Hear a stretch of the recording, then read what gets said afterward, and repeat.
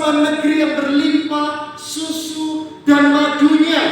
Dan luar biasanya, pada waktunya Tuhan membawa bangsa Israel untuk masuk ke tanah Kanaan.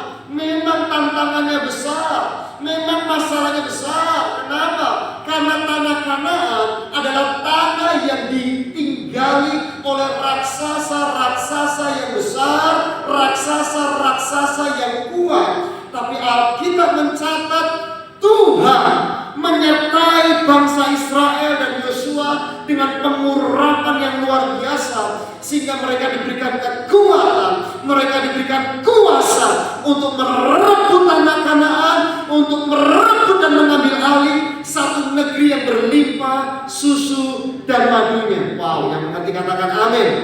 Dan seketika itu saudara, dalam sekejap bangsa Israel mengalami yang namanya lompatan finansial yang belum pernah mereka alami sebelumnya. Jadi saudaraku, mereka mengalami lompatan finansial like never before, yang belum pernah mereka alami sebelumnya. Mereka mengalami yang namanya abundance like never before. Kenapa saudara? Karena tanah Kanaan ini satu negeri yang berlimpah susu dan madunya. Dulu mereka di Mesir, mereka diperbudak, mereka menderita, mereka di padang gurun, mereka hidup susah 40 tahun. Tapi di tanah Kanaan mereka mengalami yang namanya kemuliaan. Oh, yang mengerti katakan amin. Karena tanah Kanaan itu tanah yang hijau, tanah yang subur, tanah yang makmur, bahkan buahnya besar-besar. Kalau panen itu banyak melimpah-limpah, dan di tanah Kanaan susu dan madunya berlimpah-limpah.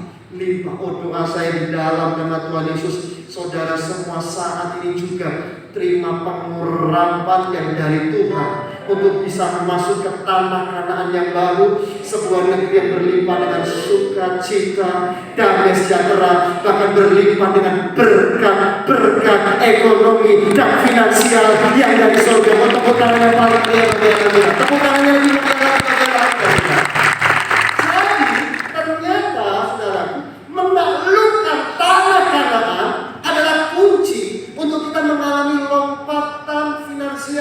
Atau lompatan keuangan, yang berarti katakan amin.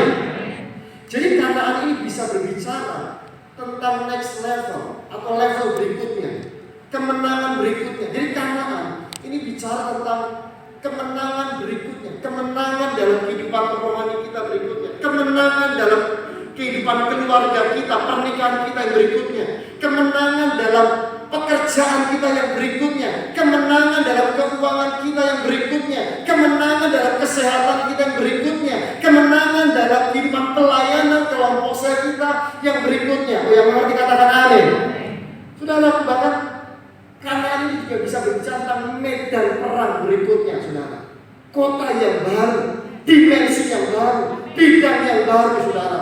Bahkan teknologi yang baru. Jadi sadarlah bahwa Tuhan selalu ingin membawa kita ke next level, ke level yang baru, ke Kanaan yang baru. Coba semuanya katakan Kanaan yang baru.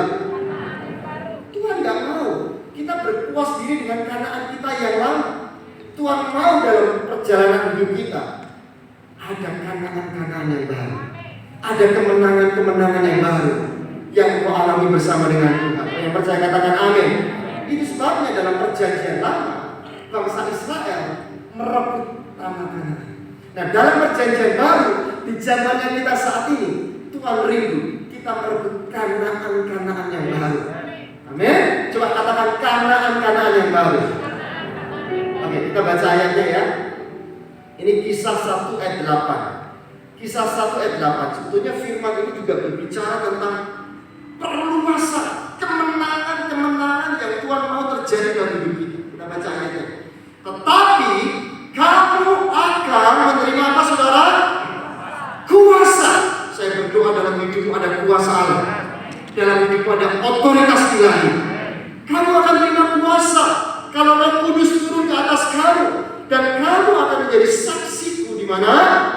Yerusalem dan di seluruh Yudea dan Samaria dan sampai ke ujung bumi. Saudara, ini yang Tuhan mau. Tuhan mau kita semakin diperluas kapasitas kemenangan kita semakin diperluas, kapasitas anugerah dalam hidup kita semakin diperluas, saudaraku. Tadinya di Yerusalem, Tuhan mau yang lebih luas lagi di seluruh Yudea, lebih luas lagi di seluruh Samaria, bahkan sampai ke ujung bumi. Oh, yang percaya katakan amin.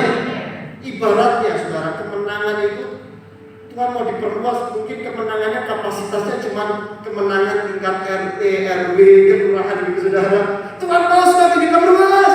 Kemenangannya lebih besar, tingkat kecamatan. Kemenangannya, berkatnya, pengaruhnya bahkan diperluas tingkat provinsi, tingkat bangsa, sampai tingkat bangsa-bangsa. Yang percaya katakan amin. Pertanyaan saya, saudara-saudara bisa melihat, saudara-saudara bisa melihat Kanaan yang baru dalam hidupmu, kemenangan yang baru atas keluargamu. Sudahkah kau bisa melihat kemenangan yang baru atas keuanganmu, atas masa depanmu? Sudahkah kau bisa melihat, saudara? Dengan baik, sadarilah bahwa hanya kalau kita bisa mendapatkan kemenangan di Kanaan-Kanaan yang baru, maka kita akan mengalami lompatan yang besar dalam berkat dan anugerah Tuhan dalam hidup kita, seperti yang belum pernah kita alami sebelumnya. Saya berdoa ini terjadi dalam hidup. Saya percaya firman Tuhan ini disampaikan. Ada beberapa orang tempat ini yang menangkap firman Tuhan ini dan percaya firman Tuhan ini akan jadi dalam hidup. Engkau akan mengalami victory like never before, abundance like never before, bahkan glory, kemuliaan yang belum pernah terjadi. Tuhan akan kerjakan, limpahkan dalam hidup. Kemenangan baru yang berjalan kita, saudara. Saya berdoa hari ini Tuhan berikan saudara pengurapan, anointing to see, pengurapan untuk bisa melihat Kanaan-Kanaan yang baru di depan hidup saudara. Amin. Pertanyaannya, saudara siap menaklukkan Kanaan-Kanaan baru dalam hidupmu, atas masa depanmu? Saudara, aku mungkin zaman dulu waktu bangsa Israel menaklukkan Kanaan yang dulu, saudara, mungkin metodenya beda. Zaman dulu sama zaman sekarang beda banget. Zaman dulu mereka perang head to head, saudara, secara fisik. Zaman kita sekarang metodenya ada lain. Tapi saya percaya prinsip kebenaran firman Tuhannya pasti sama. Amin. Nah, kita mau belajar prinsipnya, saudara. Prinsipnya sama, konsisten. Firman Tuhannya sama. Kita akan belajar 3 rahasia menaklukkan Kanaan baru. 3 rahasia menaklukkan Kanaan baru. Yang pertama, saudara, berani menyeberang Sungai Yordan menuju Kanaan baru. Coba semua katakan, seberangi Sungai Yordan menuju Kanaan baru. Amin. Saudara, kita baca ayatnya Yosua 1 ayat 1 sampai 3. Yosua 1 ayat 1 sampai 3. Sesudah Musa hamba Tuhan itu mati, berfirmanlah Tuhan kepada Yosua bin Nun, abdi Musa itu, demikian, hambaku Musa telah apa, saudara? Telah mati. Jadi setelah Musa mati, Tuhan berkata, sebab itu bersiaplah sekarang. Coba katakan sekarang. Seberangilah Sungai Yordan ini, engkau dan seluruh bangsa ini, menuju negeri yang akan kuberikan kepada mereka, kepada orang Israel itu. Setiap tempat yang akan diinjak oleh telapak kakimu, kuberikan kepadamu, seperti yang telah dijanjikan kepada Musa. Sampai di situ, saudara. Coba saudara renungkan, Tuhan itu punya timing yang tepat. Tuhan itu punya waktu yang tepat. Untuk apa? Untuk membawa bangsanya, umat Israel, masuk ke tanah Kanaan yang baru. Saudara, Tuhan menunggu. Zamannya Musa berlalu, generasi Musa berlalu, barulah generasi Yosua datang, barulah generasi Yosua dibangkitkan. Tuhan gak mau terlalu cepat dan Tuhan gak mau terlalu lambat, saudara. Tuhan mau tepat pada waktunya membawa umat Israel masuk ke tanah Kanaan yang baru. Pada zaman itu, saudara. Jadi kalau saat ini firman Tuhan sudah mulai berbicara tentang Kanaan yang baru, percayalah, dengar baik, percayalah bahwa sudah tiba waktunya Tuhan untuk bawa kita semuanya masuk ke tanah Kanaan yang baru. Amin. Percayalah, di depan kita ini ada tanah Kanaan yang baru bagi kita semuanya. Tuhan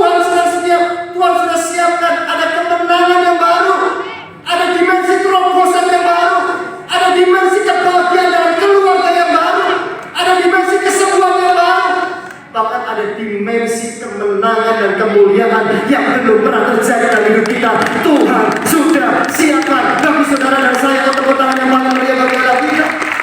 Dan sekarang waktunya. Sekarang waktunya kita menyeberangi Sungai Yordan.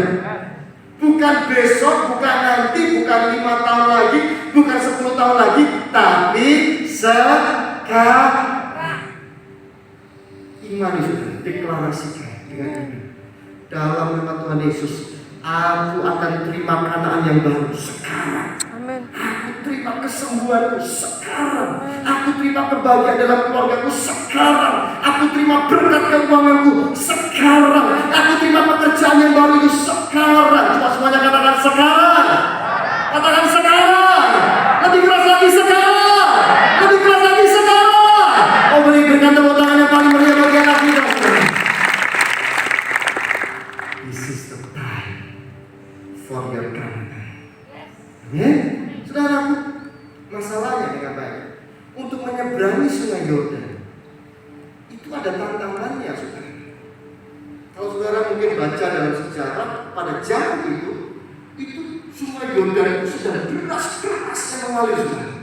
Jadi sebetulnya taruhannya nyawa waktu bangsa Israel menyeberangi Sungai Yordan. Belum lagi mereka menyeberangi Sungai Yordan, mereka mau masuk ke tanah Kanaan. Mereka harus berhadapan dengan bangsa raksasa, bangsa yang kuat, bangsa yang besar, saudara. Mereka kecil rasanya, secara manusia. Mungkin bangsa Israel bisa berkata, saudara, lebih nyaman di sini, enak di sini, kita udah punya wilayah, kita udah hidup tenteram, nggak usah yang repot-repot lah. Mungkin banyak dari saudara mungkin juga berpikir, Pastor, orang Kristen nggak usah repot-repot, nggak usah ribet-ribet, udahlah hidup kayak gini biasa-biasa aja, enak kok. Nggak usah sampai susah-susah banget, aduh nanti penuh resiko dan sebagainya. Saya mau katakan kepada saudara, no. Dengar baik, kalau saudara mau dipakai Tuhan untuk melakukan perkara-perkara yang besar, engkau harus masuk tanah Kanaan. Kalau engkau rindu, hidupmu diberkati, sangat diberkati, bahkan bisa dipakai Tuhan untuk jadi berkat, diberkati plus jadi berkat. Dengan baik, engkau harus masuk tanah Kanaan. Dengar baik-baik, mungkin kau berkata, Pak, sudahlah, jadi orang Kristen yang biasa-biasa aja, kayak gini aja udah cukup kok. Daripada nanti resiko ketemu sama raksasa, ketemu sama masalah yang besar. Hei, saya mau beritahu sama saudara, Tuhan mau engkau masuk ke tanah Kanaan. Kenapa, saudara? Karena Tuhan tahu tanah yang di sini, ini tanah padang, tanah yang kering, tanah yang gersang, saudara. Dan Tuhan mau bawa engkau masuk ke tanah Kanaan. Di sana tanahnya adalah tanah yang hijau, tanah yang subur, tanah yang makmur. Dan saya percaya di sana kita akan bisa mewarisi satu negeri yang berlimpah-limpah susu dan madunya, berlimpah-limpah sukacita, berlimpah-limpah kesejahteraan. Tepuk tangan yang paling meriah bagi anak kita. Seberang susu. Belajar punya roh yang sederhana, belajar punya hati yang sederhana. Tuhan ngomong maju, kita ikut maju. Tuhan ngomong berhenti, kita berhenti. Hidupmu pasti diberkati. Amin, saudara. Yang pertama, yang kedua, rahasia menaklukkan Kanaan baru. Yang kedua adalah kuatkan dan teguhkan hatimu. Kuatkan dan teguhkan hatimu. Yosua 1 ayat 6-7. Firman Tuhan berkata demikian. Kuatkan dan teguhkanlah hatimu, sebab engkaulah yang akan memimpin bangsa ini, memiliki negeri yang kujanjikan dan bersumpah kepada nenek moyang mereka untuk diberikan kepada mereka. Hanya apa, saudara? Kuatkan dan teguhkanlah hatimu. Ya, diulang lagi, saudara. Dengan sungguh-sungguh bertindaklah hati-hati sesuai dengan seluruh hukum yang telah diperintahkan kepadamu oleh hamba-Mu Musa. Janganlah menyimpang ke kanan atau ke kiri, supaya engkau beruntung kemanapun engkau pergi. Sampai di situ, saudara. Kalau saudara nanti baca di rumah, Alkitab Yosua, satu pasal itu sudah pasal yang pertama itu, maka saudara akan menemukan kata kuatkan dan teguhkan hatimu itu diulang sampai berkali-kali. Minimal ada 6 kali Tuhan mengulang-ulangnya. Demikian waktu Tuhan berkata kepada Yosua dan bangsa Israel, diulang-ulang, kuatkan dan teguhkanlah hatimu. Kenapa saudara? Karena tantangannya besar, karena masalahnya besar. Di tanah Kanaan itu yang menghuni raksasa-raksasa, gak main-main saudara. Tuhan mau berikan negeri yang hebat, negeri yang luar biasa. Tapi tantangannya juga tantangan yang luar biasa. Tapi percayalah, selama pengurapan Roh Kudus ada bersama dengan kita, maka kita pasti menang. Amin. Masalahnya banyak mungkin. Banyak orang berpikir, waduh, raksasa, resiko. Nanti kita malah mati gimana? Udah di sini aja enak, di padang gurun aja enak, nggak usah susah-susah ngadepin raksasa. Pikirannya negatif saudara. Berapa banyak orang Kristen pun juga berpikir seperti itu. Sudahlah, nggak usah berpikir muluk-muluk, nggak usah berpikir yang terlalu besar. Beberapa bahkan berkata, gimana aku bisa menang bisnis? Aku nggak punya modal.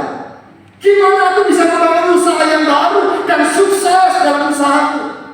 Aku tidak terlahir dari keluarga yang kaya. Gimana aku bisa lulus, masuk tes CPNS? Aku nggak punya channel pejabat. Gimana aku bisa berhasil? Aku biasa-biasa aja. Saudara, dengar baik-baik. Sadarlah, dengan baik sadarlah. Hari ini pesan firman Tuhan kepada kita semuanya adalah kuatkan dan teguhkanlah hatimu. Kuatkan dan teguhkanlah hatimu. Ada janji Tuhan yang sangat besar yang Tuhan mau kerjakan dan jadikan dalam hidupmu. Kuatkan dan teguhkan hati. Coba semuanya katakan, kuatkan dan teguhkan hatiku. Sambil tepuk-tepuk dadamu katakan, kuatkan dan teguhkan hatiku. Kuatkan dan teguhkan hatiku. Kasih tahu kananmu, kuatkan dan teguhkan hatiku. Amin saudaraku. Yes, pesan firman Tuhan hari ini. Apapun tantangan yang ada di depanmu, firman Tuhan katakan, kuatkan dan teguhkanlah hatimu. Percayalah dalam hidupmu ada pengurapan Roh Kudus. Percayalah dalam hidupmu ada Allah Yesus yang sangat besar. Percayalah dalam hidupmu ada kuasa dari Allah yang sangat besar. Dan percayalah kuasa Allah yang sangat besar itu yang akan membawa engkau mengalami terobosan demi terobosan, kemenangan demi kemenangan, bahkan kemuliaan demi kemuliaan yang belum pernah engkau alami sebelumnya. Kau tepuk tangan yang paling mulia lagi. Sekarang tiba-tiba saya diingatkan sama satu penglihatan beberapa waktu yang lalu. Sementara kita menyembah, tiba-tiba Tuhan membukakan mata roh saya dan saya melihat. Dalam penglihatan saya itu, saya melihat tanah yang luas. Tapi itu tanah itu kering, gersang itu saudara. Saya lihat gak enak banget yang dilihat ini, tanah yang kering, gersang saudara.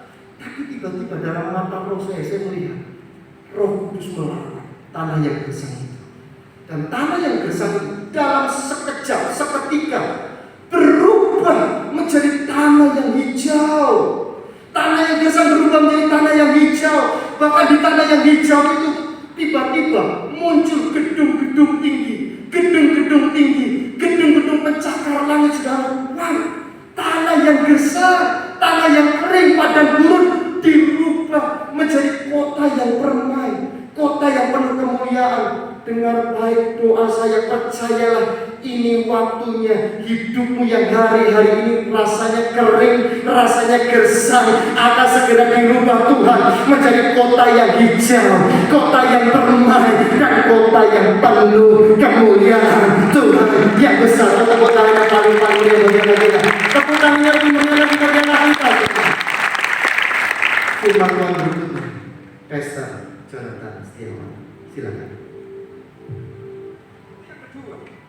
Sekarang yang ketiga, rahasia untuk menaklukkan kanan baru. Yang ketiga, komit dalam perjanjian Tuhan. Karena saudara berperan orangnya bersama dengan Tuhan, partneran sama Tuhan, kita harus komit dalam perjanjian bersama dengan Tuhan. Jadi ada kesepakatannya, ada perjanjiannya, ada dealnya sama Tuhan. Itu yang dilakukan bangsa Israel. Hanya kalau mereka komit ikuti perjanjiannya Tuhan, petunjuknya Tuhan, maka Tuhan menyertai mereka dan mereka bisa merebut Kanaan itu. Demikian pula dengan saudara dan saya. Hanya kalau kita komit dalam perjanjian dengan Tuhan, maka penyertaan Tuhan ada bersama kita dan kita dimampukan menaklukkan Kanaan baru.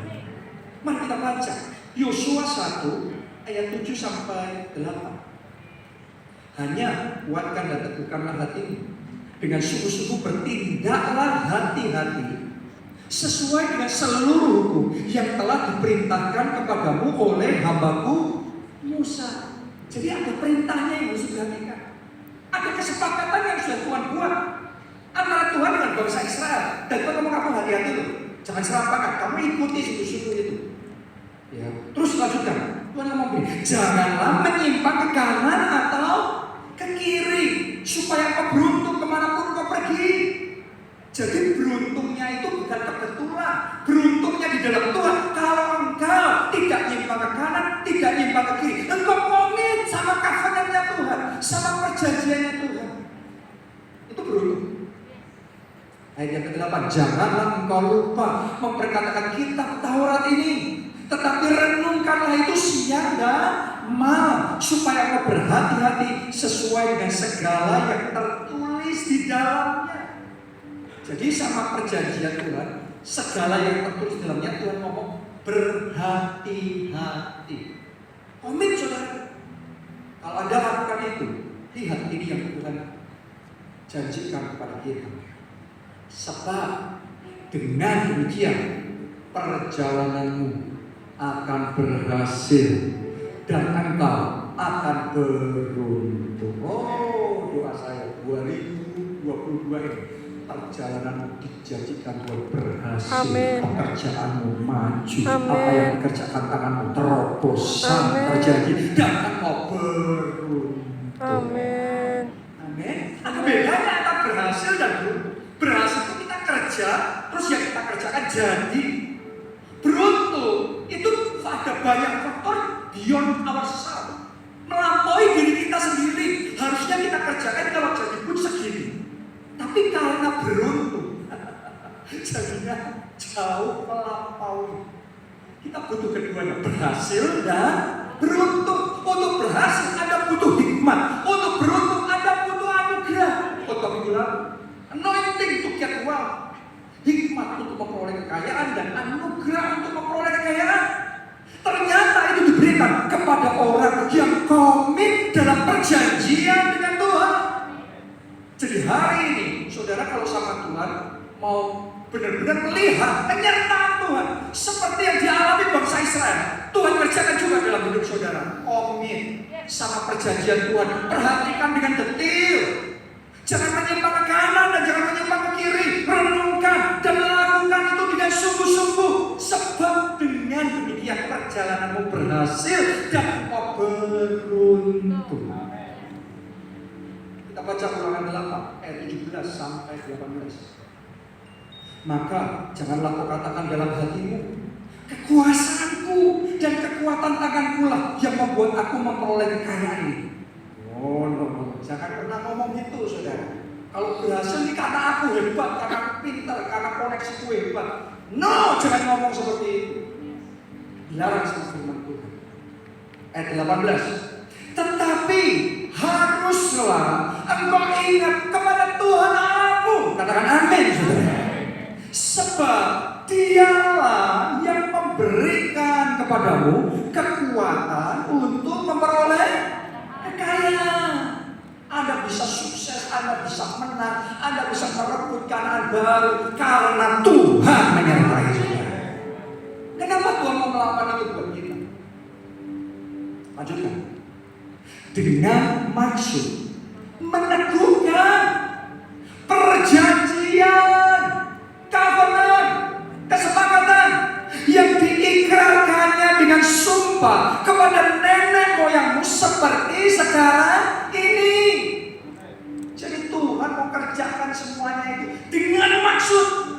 tujuannya Tuhan. Apa tujuan Tuhan? Perjanjian yang sudah Dia buat itu tergenapi. Saya berdoa perjanjian yang Tuhan buat sama saudara tergenapi dalam setiap bidang hidup saudara, dalam kehidupan rohani, dalam pelayanan, dalam pernikahan, dalam keluarga, dalam pekerjaan, dalam keuangan. Perjanjian Tuhan tergenapi. Mari kita lihat apa perjanjian yang diikrarkan oleh Tuhan secara khusus dalam keuangan, secara finansial. Kita baca Maleakhi 3 ayat yang ke-10.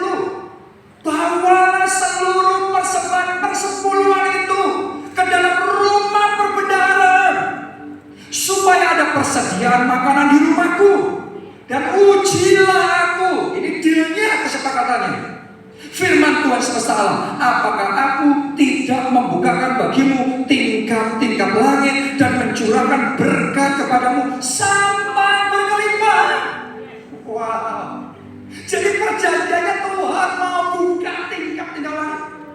Tuhan mau curahkan berkatnya sampai berkelimpah buat saudara dan saya.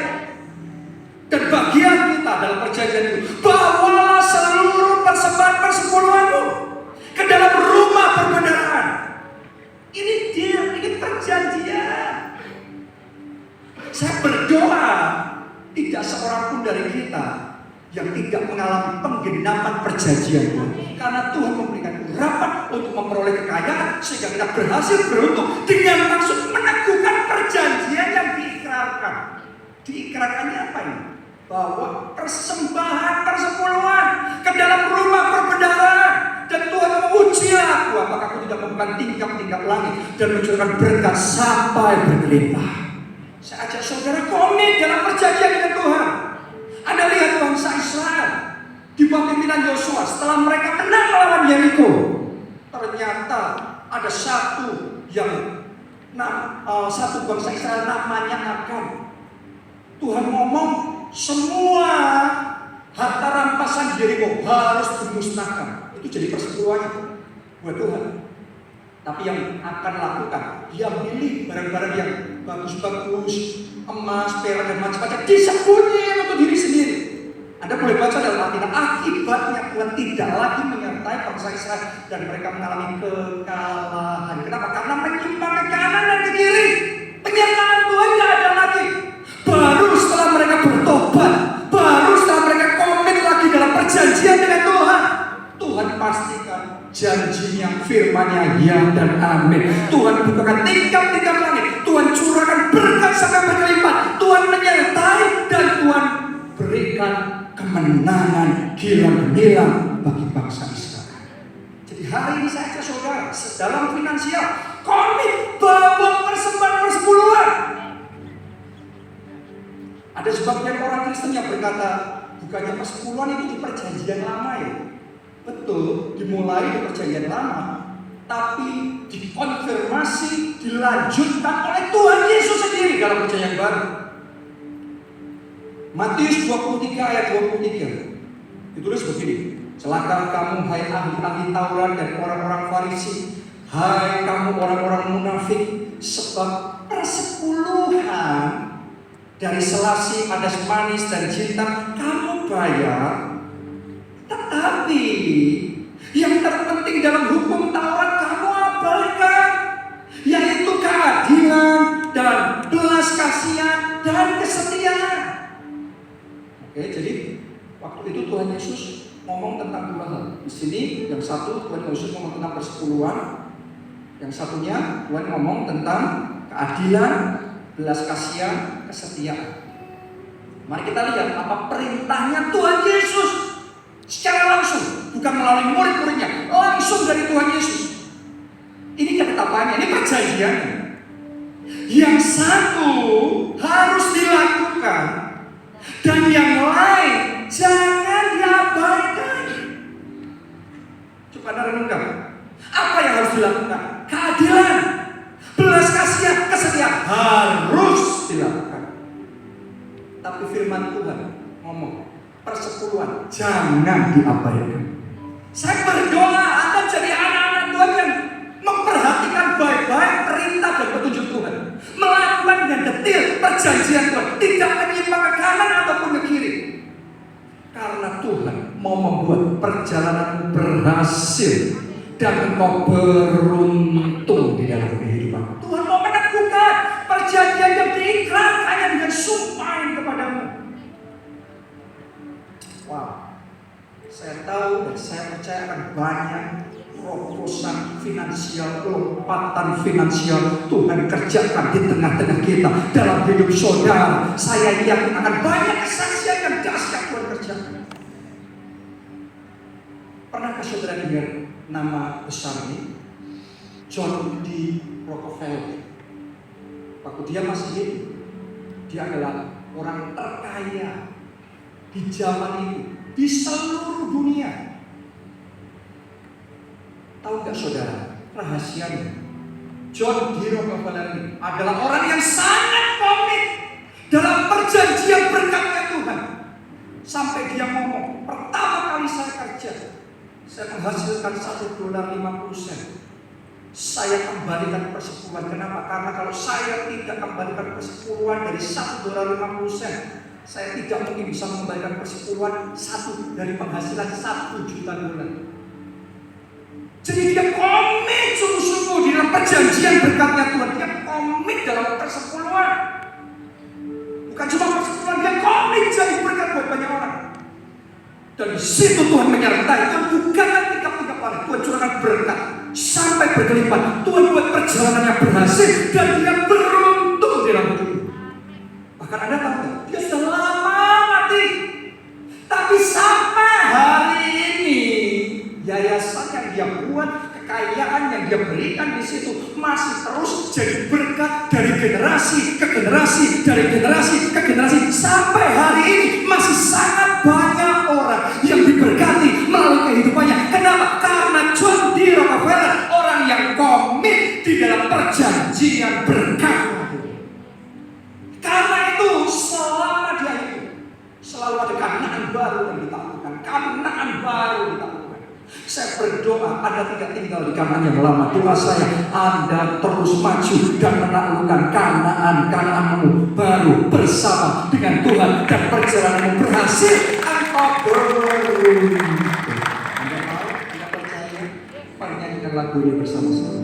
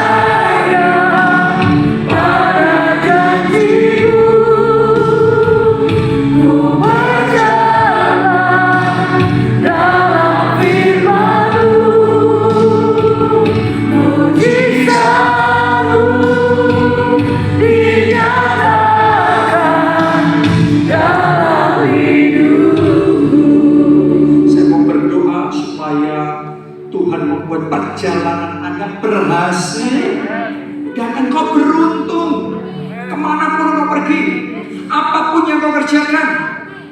Tapi tahukah saudara, kita hanya bisa mengalami itu kalau kita berjalan bersama Tuhan.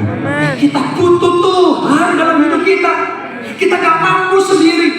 Kita butuh anugerahnya, kita butuh penyertaannya dalam hidup kita. Kita butuh Yesus jadi Tuhan dan Juru Selamat kita. Anda yang belum pernah terima Yesus sebagai Tuhan dan Juru Selamat, ini adalah waktu terbaik. Anda buka hati dan terima Dia jadi Tuhan, jadi Juru Selamat dalam hidup. Angkat dua tangan, ikuti doa ini. Katakan, Tuhan Yesus, masuklah dalam hati. Jadilah Tuhanku, Juru Selamat. Ampuni dosa-dosaku, sucikan, kuduskan aku, selamatkan jiwaku. Mulai hari ini hidupku milik Tuhan Yesus. Terima kasih. Amin. Yang kedua, saya mau tantang saudara, komit dalam perjanjian dengan Tuhan. Jangan menyimpang ke kanan, jangan menyimpang ke kiri. Renungkan siang dan malam. Anda lakukan dengan hati-hati setiap petunjuk firman Tuhan. Dan kata Tuhan, ujilah aku. Apakah aku tidak membukakan tiga langit dan mencurahkan berkat sampai berkelimpahan? Kenapa? Karena Tuhan itu punya maksud meneguhkan perjanjiannya, yaitu supaya perjalanan kita berhasil, kita beruntung kemana kita pergi. Siapa di sini yang mau ngomong sama Tuhan? Ya Tuhan, aku mau, aku komit dalam perjanjian dengan Tuhan. Angkat dua tangan saudara, katakan, Tuhan Yesus, mulai sekarang aku janji, aku komit hidup bersama Tuhan. Komit dalam perjanjian dengan Tuhan. Mulai sekarang aku berikan persepuluhan, memberikan yang terbaik, memuliakan Tuhan dengan Tuhan. Semuanya berdoa.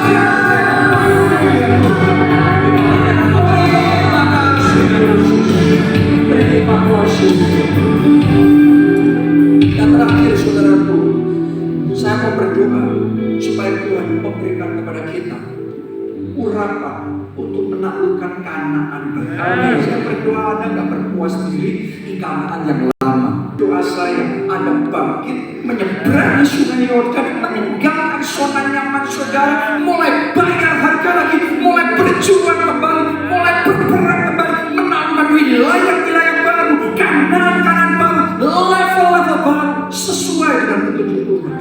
Siapa di sini yang mau ikuti pesan firman Tuhan? Yes, ini waktunya untuk menyeberangi sungai Yordan. Ini waktunya untuk bangkit dan berjuang kembali. Saat ini akan dua tangan saudara, katakan dengan keras, urapan untuk menaklukkan Kanaan baru.